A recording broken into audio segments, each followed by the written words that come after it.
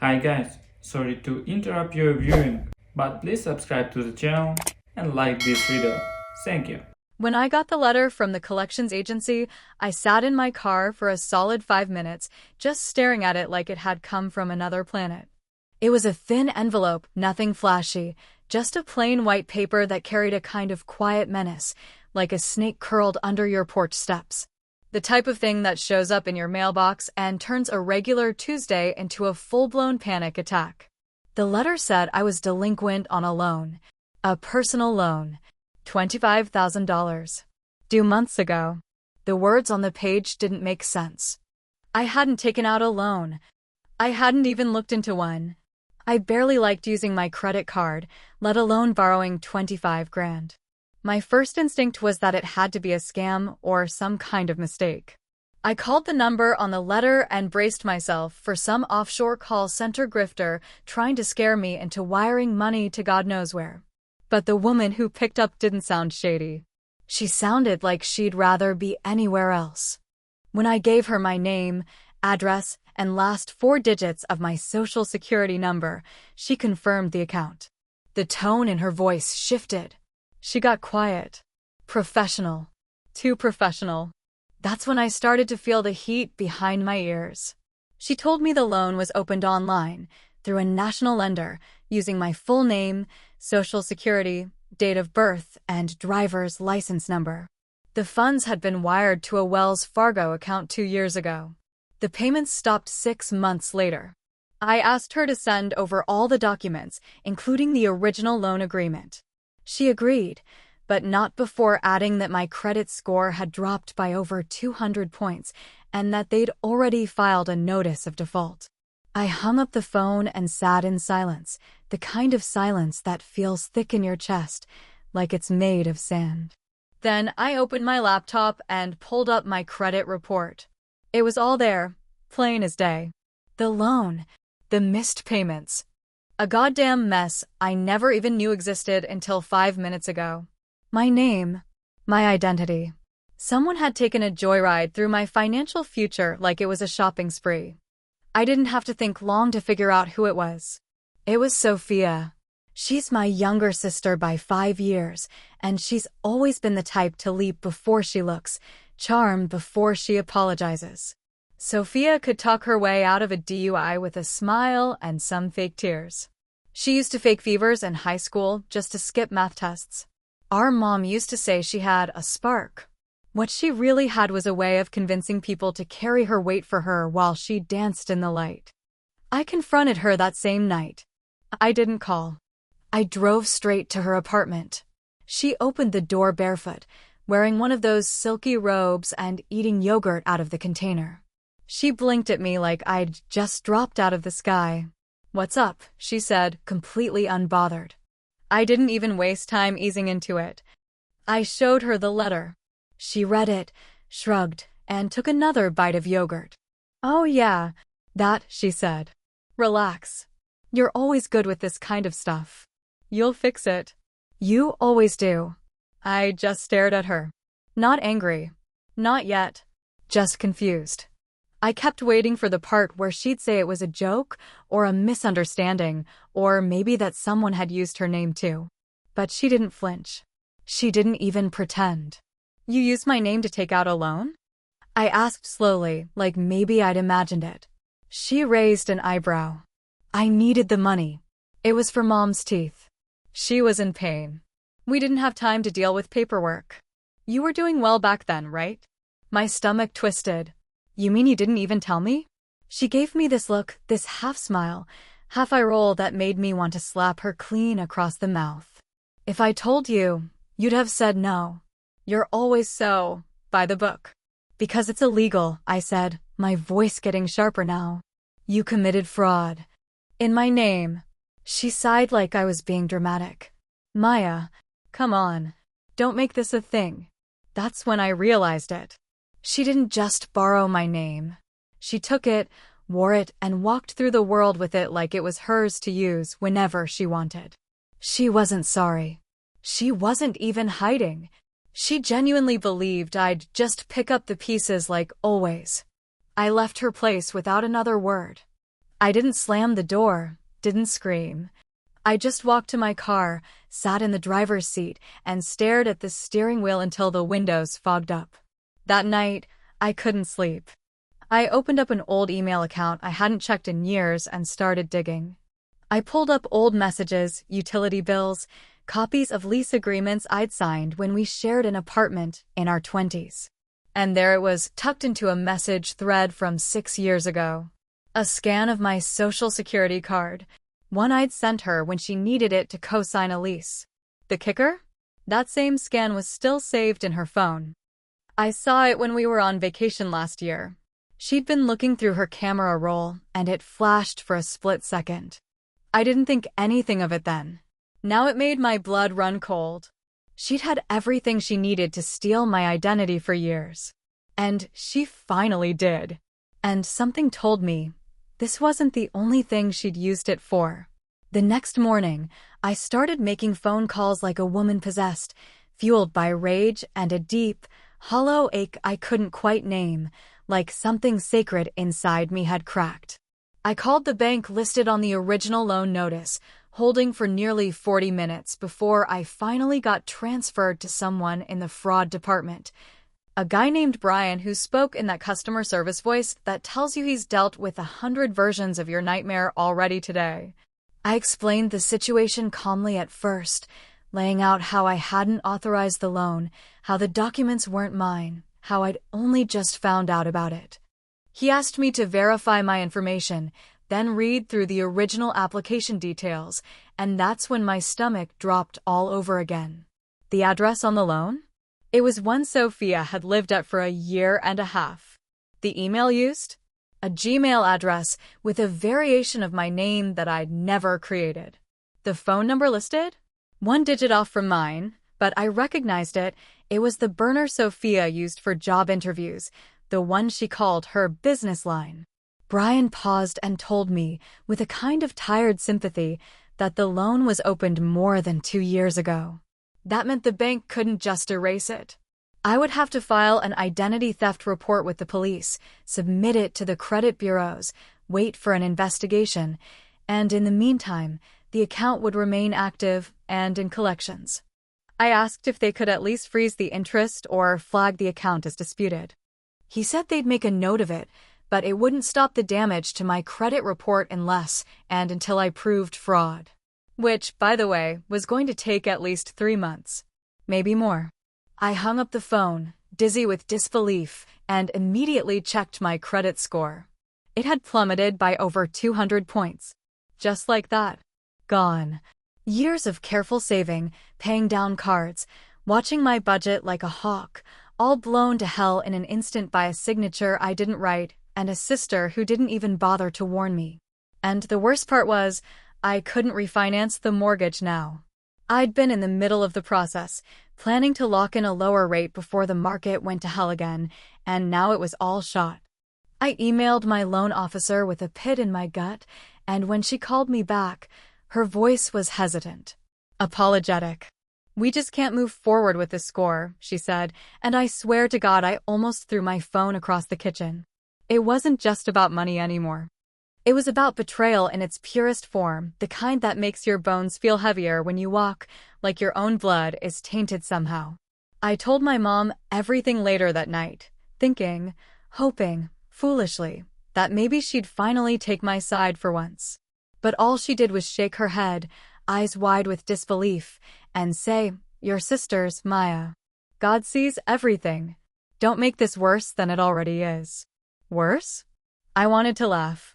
As if Sophia hadn't already torched my finances, my trust, and my peace of mind like it was just another cigarette to flick out the window. I asked Mom if she knew. She swore she didn't. But she also wouldn't say much else. Just kept wringing her hands and mumbling about family, like that word was supposed to cover every wound, even the ones that never scab over. A few days later, my ex-husband Eric called me. We hadn't spoken in months, except the occasional check-in about the duplex we still co-owned in Milwaukee. He sounded irritated, his voice clipped and cold. "Why is my name showing up on some kind of credit watch list?" he asked. I had no idea what he was talking about until he sent me a screenshot. Apparently, one of the shared utilities at the property had been transferred to a new provider, and that provider had flagged a related identity on the account as high risk. That identity was mine. And somehow, the billing address was traced back to, you guessed it, Sophia. It was like peeling an onion and finding more rot with every layer. I dug deeper and started calling utility companies, one by one. Gas, electric, internet, even a car insurance provider I'd never used in my life. Every single one had accounts tied to my name. Some were paid on time, some weren't. All of them were hers. All of them used my name. I texted her, long, cold, and clear. I said if she didn't start clearing the accounts and paying back every cent, I'd have no choice but to file a full police report. Her response came 10 minutes later, casual as hell. You'd really report your own blood over money? Seriously? That was her tone. Like I was the villain. Like I was the one throwing grenades into our family. She sent another message a minute later that just said, "Thought you had my back." I didn't respond. I couldn't. I stared at the screen, my heart racing, my hands sweating, and then suddenly I remembered something that made the back of my neck burn. Between the interest and fees, the original $10,000 ballooned into almost $25,000. Which is like double, maybe even triple. I knew my math was off, but it didn't matter. Nothing made sense anymore. Not the numbers, not the logic, not the rules. Everything that was supposed to protect me had failed, and now I was sitting in the wreckage trying to count the cost with a broken calculator. I spent the rest of the night going through old emails, piecing together the timeline, trying to figure out when Sophia crossed the line from irresponsible to outright criminal. It didn't matter. I had the proof now. Every single transaction, every unauthorized account, every paper trail she thought I'd never follow. Then, just as I was about to shut my laptop and go to bed for the first time in days, my phone buzzed with a new message from her. Got my citizenship interview Monday. Big day. That was it. No apology. No acknowledgement of what she'd done. Just that casual, smug, like she had nothing to worry about. I stared at the message for a long, long time. Then I turned off my phone, and I didn't sleep a goddamn minute. I didn't know what I was looking for at first, just that I needed to see it with my own eyes, something physical, something real, something with my name printed on it that didn't belong to me. I spent hours in my basement that Saturday morning, digging through banker boxes of old paperwork, tax forms, lease agreements, the kind of clutter that comes with adulthood and a few too many moves. Dust covered everything. My knuckles got scraped. My patience thinned by the hour. But somewhere between a 2018 cable bill and the closing documents from my first house, I found it, an envelope from a car insurance provider addressed to me at an apartment I never lived in. That was Sophia's place. The same apartment tied to the loan. Inside the envelope was a renewal notice, complete with a policy under my name and driver's license number, covering a vehicle I had never driven, under a plan I had never paid for. And the signature at the bottom? Not mine. Close, but off. I studied the curve of the M, the lazy loop in the Y, and felt my stomach twist into something sick and sharp. That was it. The final nail. The last goddamn straw. It wasn't just one loan. It wasn't a desperate act of love. It was a pattern. A decision made again and again. Not by accident, but by choice. I took photos, scanned everything, started a file labeled Sophia, fraud evidence, and put it in a folder on my desktop I knew I wouldn't ignore. Then I Googled identity theft attorneys in my area, made 3 calls, and landed on a woman named Rachel Simmons, clean voice, clear questions, no bullshit. I told her everything, from the loan to the utilities, to the insurance, to the accounts I hadn't even verified yet, but suspected. She didn't interrupt once. When I finished, she said, "You have enough to pursue a formal complaint and build a police report. But I need to be honest. If your sister is applying for citizenship and this becomes part of her record, it will absolutely affect her case. Maybe permanently. That word hung in the air permanently. Like a brand. A sentence. A crack in the wall that would never be fixed. I didn't say anything right away. Just stared at my computer screen while she waited on the other end of the line. When I finally spoke, my voice felt like it belonged to someone else. She stole from me. Lied to me. Wrecked my life. And she doesn't even care. Rachel paused before responding. Then you already know what you need to do. I told myself I'd give Sophia one last chance. One final shot to make things right.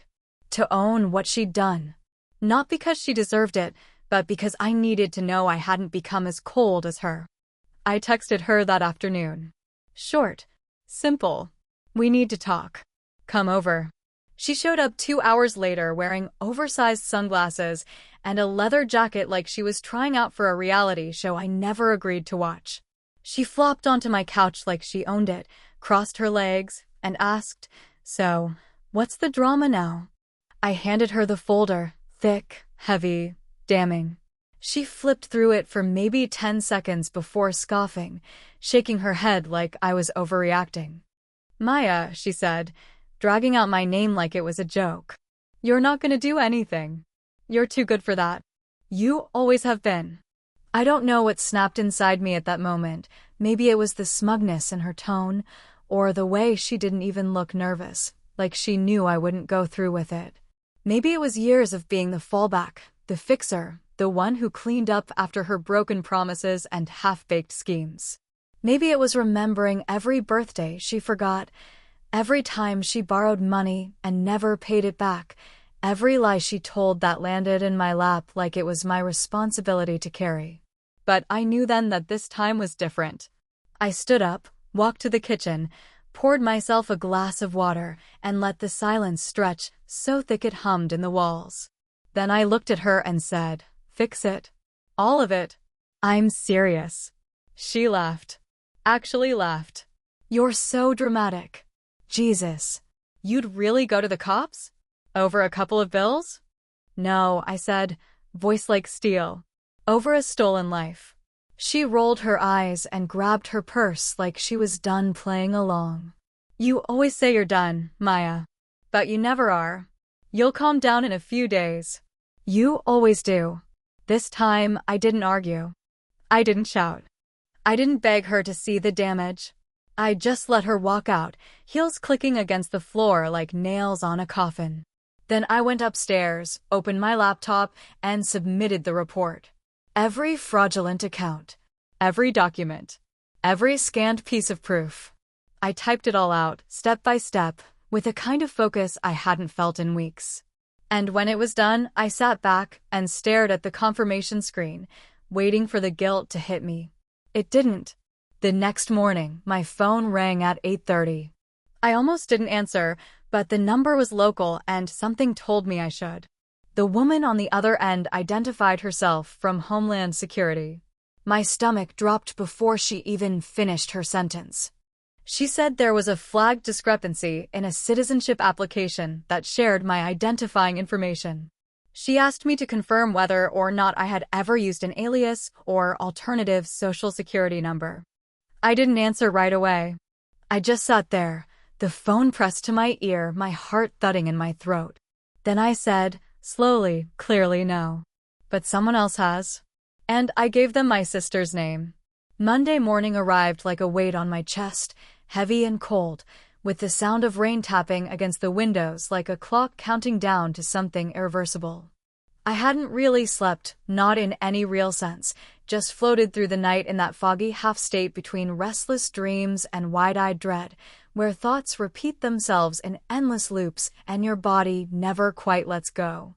The storm had rolled in just before sunrise, and everything outside was soaked in gray, the sky the color of old metal and the streets slick with puddles reflecting dim headlights and red brake lights.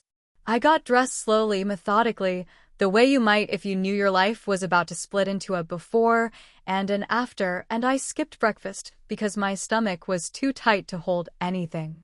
I told myself I was just going to work, just following my routine, nothing unusual, just another Monday with too many emails and not enough coffee. But when I got into my car and turned the key, my hands stayed on the wheel, unmoving. My GPS was set to the office, but I didn't hit go. I just sat there, staring out at the parking lot, windshield wipers dragging across glass, as the thought I had tried to bury finally took root and demanded air. She's walking into that building today, thinking she'll leave a citizen. And the truth was, I didn't want her to. I didn't want her to win. Not like this. Not after everything she'd done, every lie, every bill in my name, every time she looked me in the face and smiled like nothing mattered. It wasn't even about revenge anymore. It was about justice. Or maybe it was about finally drawing a line she couldn't dance across. So instead of heading to work, I turned left instead of right. I didn't tell anyone. I didn't text Mom. I didn't call Eric. I didn't even let myself think about what I was doing until I was halfway to the immigration office, heart beating too fast and hands gripping the wheel so hard my knuckles ached. The building sat low and square near the industrial district, plain brick and glass, with a tiny American flag fluttering in the wind out front. The parking lot was already filling up when I arrived, so I pulled into the far corner, behind a white van, and turned off the engine. I didn't know what I was waiting for exactly, maybe to see her one last time before it all came down. Maybe to see if I felt anything like guilt, or hesitation, or even pity. I didn't. At exactly 8:20, I saw her. Sophia stepped out of a gray Uber in high heels and a white blouse that was too thin for the cold, holding a file folder under her arm like this was a job interview and not a life sentence in waiting. Her hair was perfectly flat-ironed, her makeup just enough to look respectable, and her eyes scanned the front doors like she expected the universe to hand her another pass, another clean slate, another free ride she didn't earn. I watched her fix her collar, check her lipstick in her phone screen, and then start walking toward the doors. At the same moment, two men in dark jackets stepped out of a government SUV parked a few spots away from her Uber driver. They didn't rush. They didn't look threatening. They just walked steadily, purposefully, like men who were paid not to flinch. They followed her in without a word, their steps almost in sync, and the door closed behind all three of them with the quiet finality of a ticking clock stopping mid-second. I didn't get out of the car. I didn't need to. 10 minutes later, my phone buzzed in my coat pocket. It was a text from Mom. I didn't want to read it. I didn't want to see the words I knew were coming, but I looked anyway. Something happened. Sophia's interview got canceled. She's crying. Do you know why? I stared at the message for a long time, then turned my phone face down on the passenger seat. I didn't reply. There was nothing to say. Nothing that wouldn't sound like either a confession or a betrayal. Maybe it was both.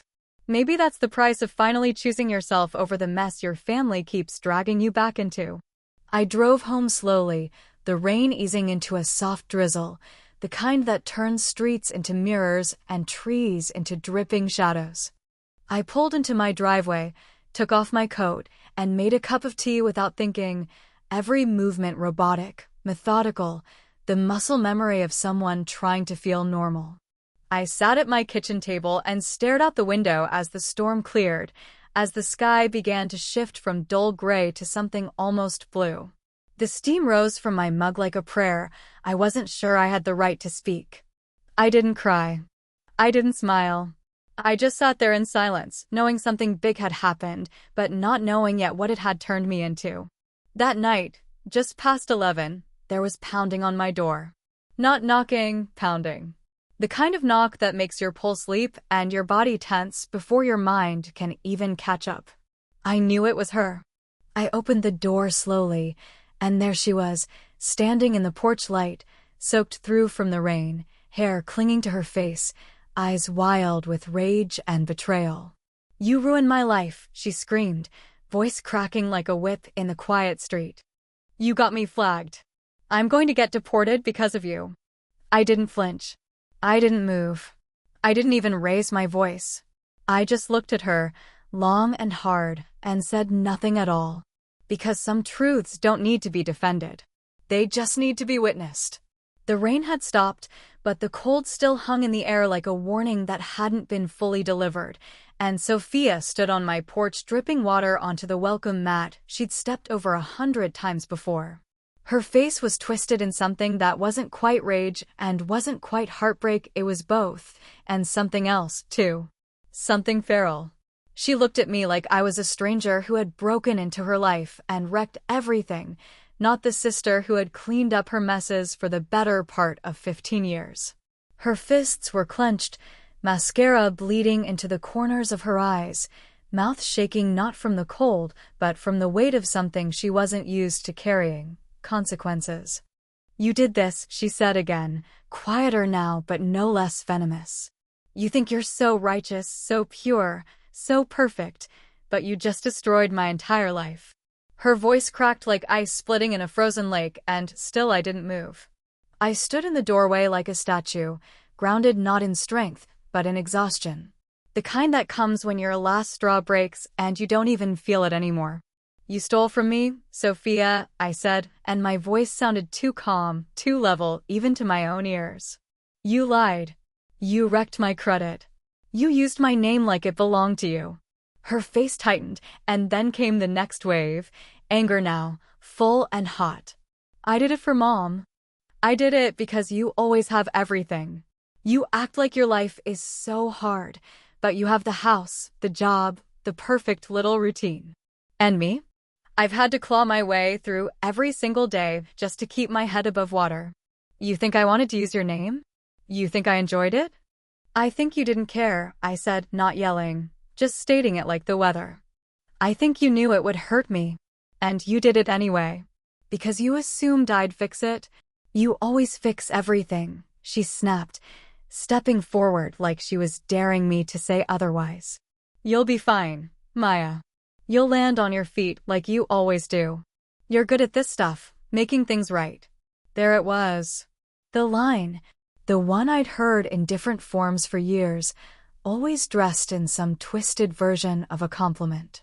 The phrase that made it all sound like I had a gift for being violated and recovering from it, like that made me lucky somehow. I looked her dead in the eye and said, "Not this time." Behind her, I saw movement.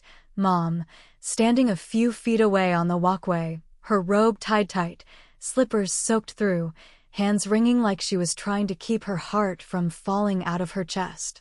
Her mouth opened, pleading in broken whispers, "Maya, please, don't do this. She's your sister. Family forgives. Family doesn't destroy each other. But we already had. That damage was done. And I wasn't the one who started the fire." I stepped back inside without another word. Sophia screamed after me, something about court, about betrayal, about how I'd regret this. I didn't catch all of it. I closed the door and leaned against it, heart pounding so loud I could hear it in my ears, but my hands were steady. I slid the bolt across, slow and final, then turned off the porch light. Upstairs, the house was dark and quiet, except for the soft ticking of the kitchen clock and the faint hum of the refrigerator. I made another cup of tea because somehow, in the ruins of all this madness, the routine still gave me something to hold on to, and sat in the living room, lights low, window cracked open just enough to let in the sharp edge of cold air. I didn't cry. I didn't feel victorious. What I felt was something slower, deeper, and harder to name. Maybe it was peace. Maybe it was regret. Maybe it was both. But for the first time in a long time, I wasn't waiting for the next explosion, the next call, the next crisis with Sophia's name stamped on it like a brand. Maybe burning the bridge is what peace looks like when it finally shows up. My phone buzzed on the table beside me. The screen lit up with a number I didn't recognize, no name, no location, just 10 digits and a single message. "You think this is over?" I stared at it, not reacting, not deleting it, just watching the screen dim back into black. Outside, the world was quiet. A breeze kicked up, rustling the trees like a whisper you can almost understand if you listen hard enough. I sipped my tea, watching the steam curl upward into the dark, and thought about the way people always assume the strong one will bend, will forgive, will absorb the impact and carry on. She always said I'd fix everything. But maybe some things are better broken.